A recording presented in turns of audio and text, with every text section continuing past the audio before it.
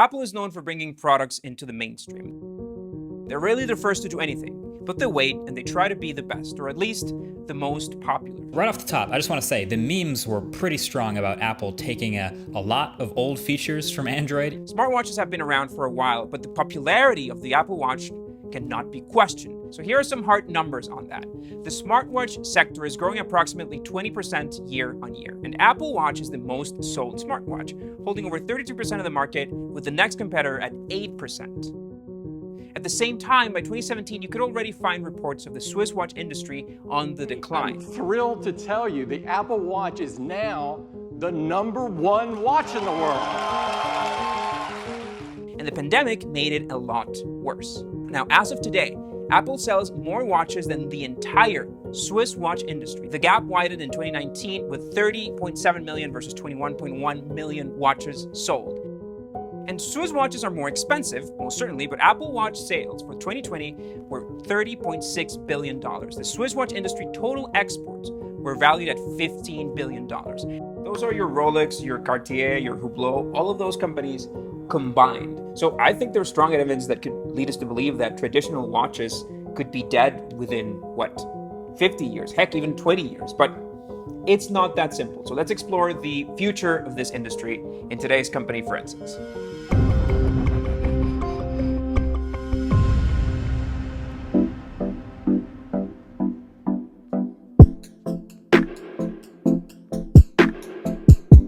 So you've probably noticed that I wear an Apple Watch, so you'll figure which side of this story I'm on. But this is the most expensive watch I've ever owned. Any watch I owned as a kid or even a younger self was under $100. But there is a whole world, really a whole industry of high-end watches that could go unnoticed unless you are part of the club. I walked next to a $25,000 watch the other day, and I had no idea until my girlfriend pointed it out. She knows because she used to sell high-end watches for a living. So she clearly has not convinced me of the value of a high-end watch, at least not enough to spend my money on one. But she's taught me the meaning, or at least the reasoning behind paying so much money for a watch. So I'm going to do my very best to try and honor the Swiss by defending their case in this video. Well, that guy's gonna defend their case. High-end watches are much, much more than a device to tell time. You should think of high-end watches as a piece of jewelry, sometimes even a piece of art, definitely a piece of craftsmanship, and believe it or not, an incredible piece of analog technology. The combination of all of those talks about this self-expression benefit. You wear a watch not to tell time, but as an accessory to express who you are, what you like, what you believe in, and of course, how much disposable income you have.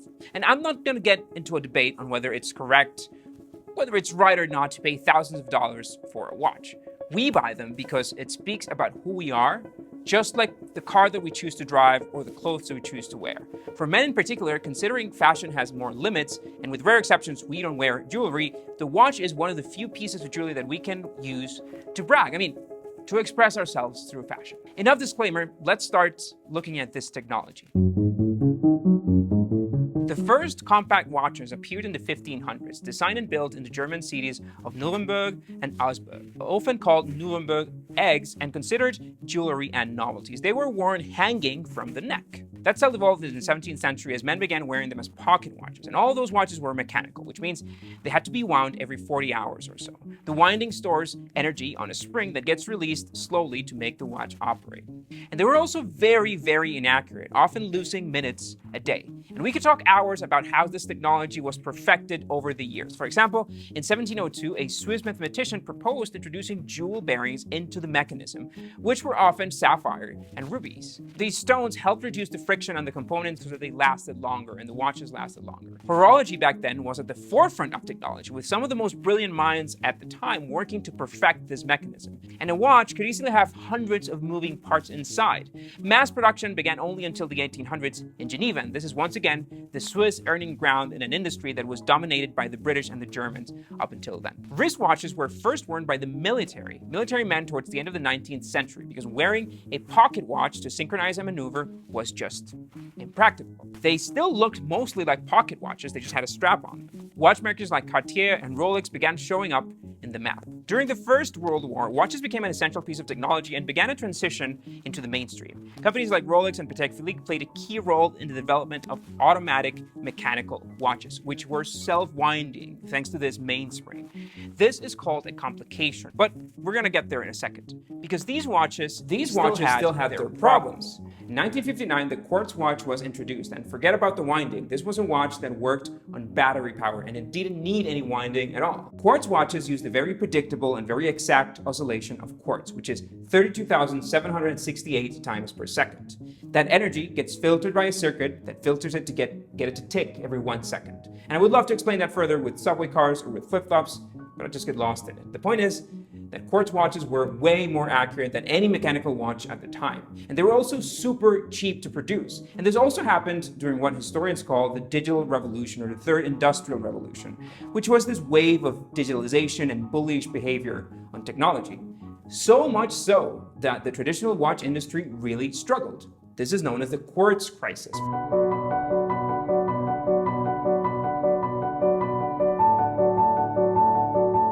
From 1950 to 1970, 2/3 of Swiss watchmakers went out of business. Because who would buy a watch that you needed to wind versus a watch that was more accurate, cheaper, and in the context of the late 20th century, very trendy? So what saved the Swiss back then was a pivot on their business model, from everyday watches into luxury watches. When you talk about watch technology, you can't skip the concept of complications. A complication is a watch feature that goes beyond the display of hours, minutes, and seconds, which is considered a simple movement. For example, you could have date indications. The mechanism that spins that little date number around can add around 250 extra parts inside of your watch. If you combine that with the fact that this is a mechanical, automatic watch, getting all of those pieces to work together accurately starts becoming a bit of a challenge. But date complications are just the tip of the iceberg here. Let's go from simple to complex to use a few examples. We have these automatic watches that wind themselves with the movement of your wrist. You can also add a power reserve to them, which essentially keeps them running even if you're not wearing them. And some of them even have a display to show how much charge the watch has. Remember, this is a wound spring. It's not a battery. And much more complex complication is an annual calendar. It's one thing to have a 1 through 31 numbers on your date dial, which you would have to adjust every month depending on how many days the month had, from 28 to 31 days. And a whole other thing is a complication that knows how many days your month has, and that knows that 229 only happens every 4 cycles. And remember, these are just cogs running inside this tiny device. With time, watchmakers have designed truly remarkable systems to fit in your wrist. Moon phases, time of sunset and sunrise, which is of course adjusted based on the time of the year. Solar time, time zones, and wait for it, a star chart. To give you a couple of examples, the Patek Philippe Grand Complication 6102P tracks the rotation of heavenly bodies, so you can essentially look at the configuration of the night sky on your wrist, including the moon phase. For the last time, this is not a piece of digital tech. There's not a piece of digital tech in this watch, not even a battery. It's assembled by hand, and it takes a master watchmaker months to assemble. It retails for $300,000. We're going to get to that in a sec. Just to wrap on complications, Patek Philippe's Caliber 89 held the title of the most complicated watch in the world for a whopping 33 complications. It has 1,728 moving pieces, and it took 4 years to assemble each one of the only four watches in existence. The title today goes to reference 57260, created in 2015.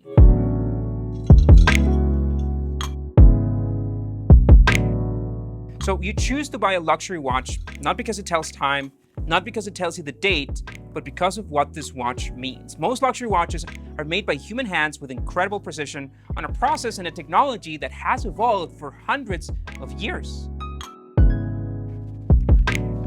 So after this quartz crisis, the Swiss started trying to differentiate themselves by targeting people who appreciated their craft and who were willing to pay a premium price for it. Well, this of course goes hand in hand with other luxury items such as precious stones and metals, which are common in these high-end watches. If you want to wrap this piece of analog tech in a boring stainless steel, it's not really the same as using gold. And if you're paying thousands of dollars for it, it's only fair to make sure it's made with the best possible luxurious materials. So different watchmakers have naturally tried to leverage the power of brand to cater to very niche and more specific target audiences. For example, Rolex tailors to the mainstream, but brands like Ulysse Nardin focus on sailing, and brands like Breitling tailor to pilots. So these products also function as collectibles. They have really strong resale value, with many models actually increasing in value compared to their retail price. And since these are very high-end machines, they often last long enough to be passed on through generations. Oh man, I give the watch to you. So if you wear a luxury watch, you are making a statement for a very specific group of people. So I guess just simps like me won't really know what's going on until Pao tells me about it. But for other watch lovers, this is a strong statement about taste and, of course, about status. But now I really want to talk about Apple.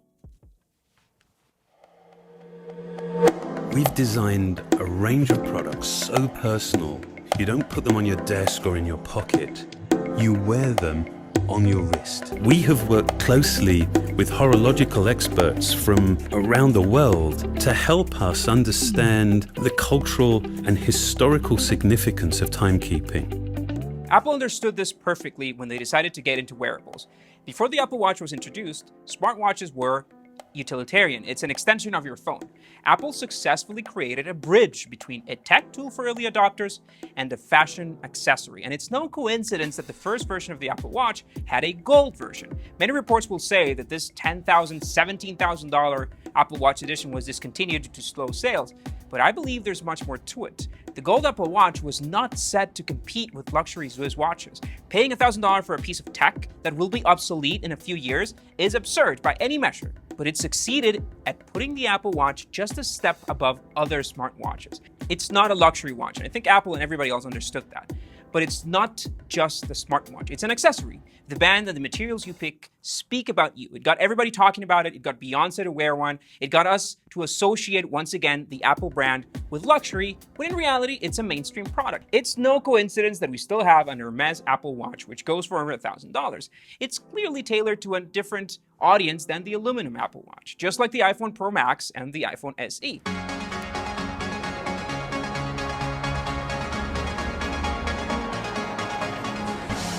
And there was already a cult around Apple, not too different from the cult around watches. Most Apple users won't get into an argument about whether their computer is better or whether it provides better value for their buck than a Dell laptop. They will continue to buy Apple products, a bit because they live in the ecosystem, and a bit because their operating system is intuitive, and a bit because of what an Apple product says about you. Think about it. What does a Huawei phone say about you? I think it says that you don't mind paying for a brand that mimics everything from their devices to their offices.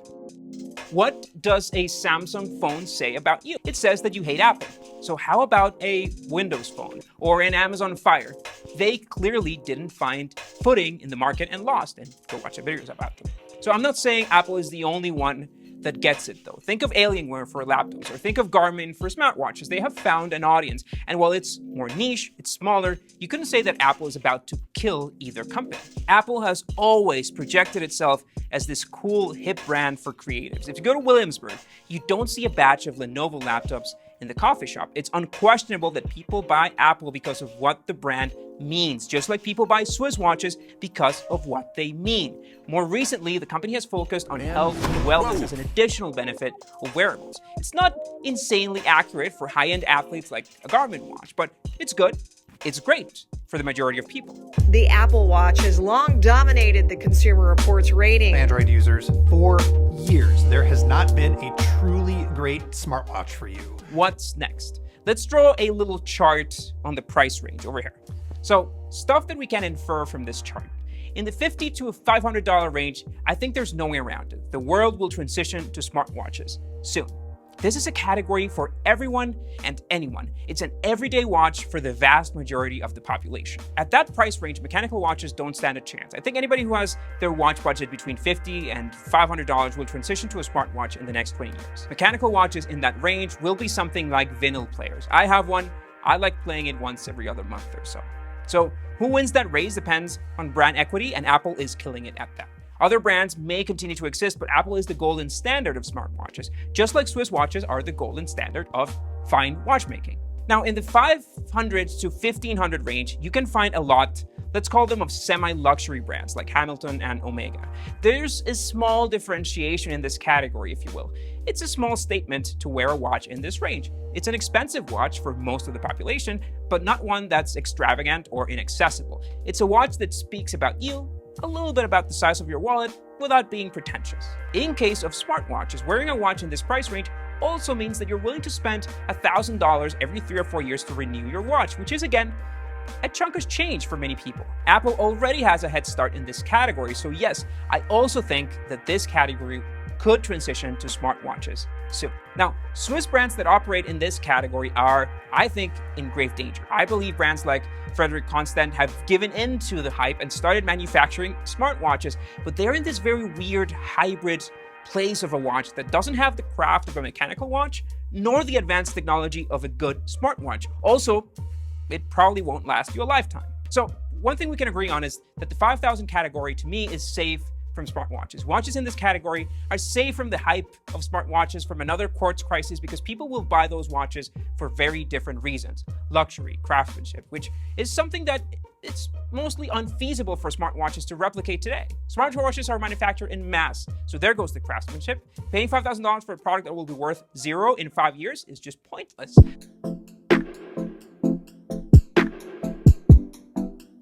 That category is safe in terms of differentiation, but the remaining elephant in the room is how many people will continue to appreciate the traits of Swiss watches. How about these younger generations who were born into tech? Their audience is already a niche of high net worth individuals who appreciate horology, but it seems to me that in this fast-paced technology world, the love and the appreciation for craftsmanship is slowly but surely diminishing. And I haven't forgotten about that other mid-range. What about the $1,500 to $5,000 watches? And this is where I feel the behavioral change might be more visible. 10 years ago, a wealthy individual might have paid $2,500 for a nice everyday watch and saved for a special $10,000 watch to go out and impress their friends on a Sunday.